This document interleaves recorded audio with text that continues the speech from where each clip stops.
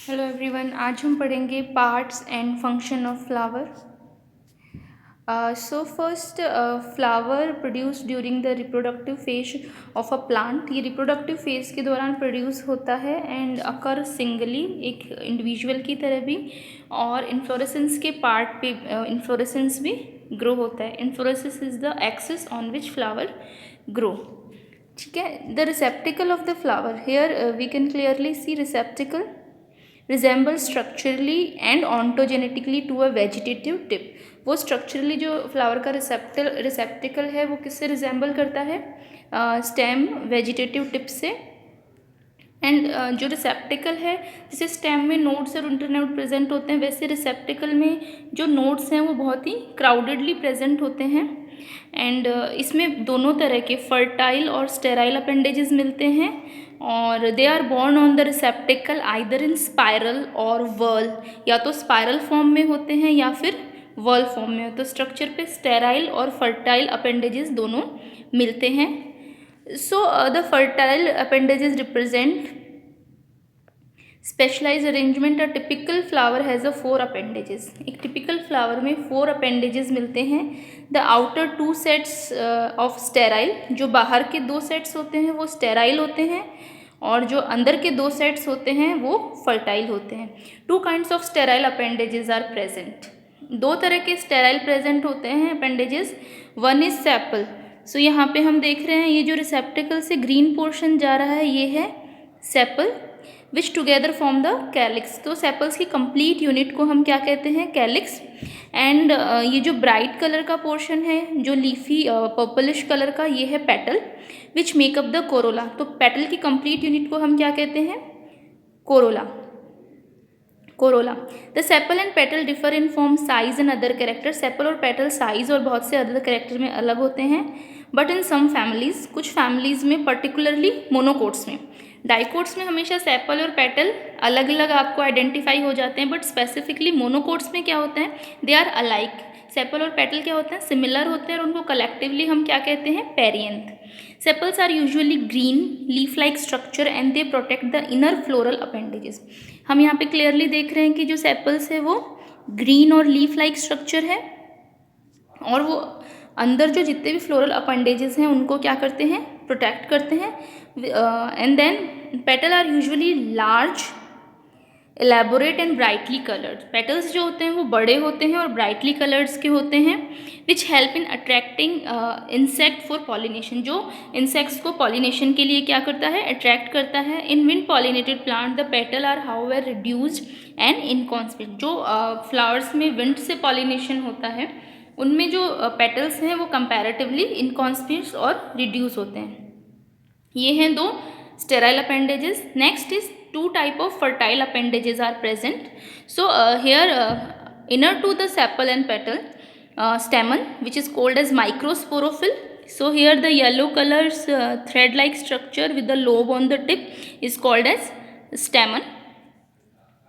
And जिसको हम बोलते हैं complete unit androecium, and carpel जिसको हम बोलते हैं megasporophyll, which make the which together form the gynoecium. So ovary, style और स्टिग्मा तीनों मिलके गाइनोशियम बनाते हैं. So the stamen is typically a slender organ and consist of 2 or more less distinct part.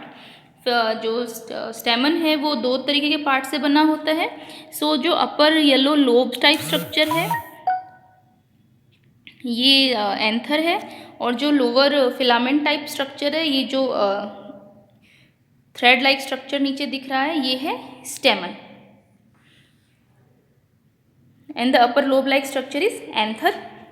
The later consist of microsporangia. जो anther है इसमें क्या present होता है? Microsporangia which contain numerous pollen grain, जिनको हम बोलते हैं microspore. The carpel is usually divided into proximal ovule bearing part, the ovary. जो कार्पल है इसमें जो ओव्यूल बियरिंग पार्ट है उसे हम क्या कहते हैं? ओवरी कहते हैं. The distal pollen receptive part जिसको हम बोलते हैं स्टिग्मा, जो टॉप मोस्ट पे जो रिसेप्शन का काम करती है वो stigma. And the sterile region between ovary and stigma, जो ओवरी और स्टिग्मा को कनेक्ट करता है उसे हम क्या कहते हैं? Style. So flower are said to be bisexual और परफेक्ट. फ्लावर को हम बायसेक्सुअल और परफेक्ट भी बोलते हैं when they possess both the stamen and carpel। जब स्टेमन एंड कार्पल दोनों प्रेजेंट होते हैं तो हम फ्लावर को क्या बोलते हैं, बायसेक्सुअल और perfect. For example in this flower both stamen the male reproductive structure and gynoecium carpel the ovary is the female reproductive structure, दोनों प्रेजेंट हैं। तो ये फ्लावर आपका क्या है, बायसेक्सुअल और परफेक्ट। एंड जिसमें कोई भी एक एब्सेंट होता है उसे हम यूनिसेक्सुअल और इम्परफेक्ट बोलते हैं। When either of these organ is absent, इनमें से कोई एक भी एब्सेंट है तो उसे हम इम्परफेक्ट और यूनिसेक्सुअल बोलते हैं। Unisexual flowers having only stamen but no carpel, जिस फ्लावर में ओनली स्टेमन्स होते हैं, कार्पल नहीं होते, उसे हम बोलते हैं staminate. Only stamens are present and having carpel but no stamens, जिसमें सिर्फ कार्पल प्रेजेंट होती है, स्टेमन नहीं होता, उसे हम बोलते हैं कार्पेलेट और pistillate. So the staminate flower is the basically male flower and the carpellate or pistillate flower is the female flower. When both staminate and pistillate flower are born on the same plant, जब दोनों for example एक ही plant पे male flower भी है और एक ही पे ही female flower है तो उसे हम बोलते हैं monoecious. Monoecious term is totally different from the bisexual. Bisexual is the term we used for flower and monoecious is the term we used for the plant. अगर एक प्लांट पे दोनों मेल और फीमेल फ्लावर प्रेजेंट होते हैं तो उसे हम मोनोइशियस बोलते हैं। And when staminate and pistillate flower are formed on different plant उसे हम बोलते हैं डायोशियस। अगर मेल बियरिंग फ्लावर प्लांट अलग है और फीमेल बियरिंग फ्लावर प्लांट अलग है तो उसे हम बोलते हैं dioecious. So the flower may be described as a hypogynous, okay, उसको हम hypogynous भी बोलते हैं if the floral part is inserted below the ovary. So here we can clearly say the floral parts are the below the ovary.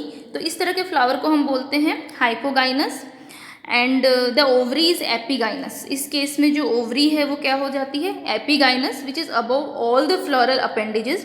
If the floral part are inserted above the ovary, अगर वो ovary से ऊपर की तरह है, ऊपर की तरफ है, तो इस तरह की जो ओवरी है हम उसको बोलते हैं perigynous. If the floral part surrounds the ovary. So एक कॉन्सेप्ट है flower is a modified shoot. A scientist name as Goethe in 1790s proposed a theory which is theory of metamorphosis। तो उन्होंने बताया था कि ये this is the classical concept and he said that the flower is a modified shoot and this is the most accepted view regarding the morphological nature of the flower.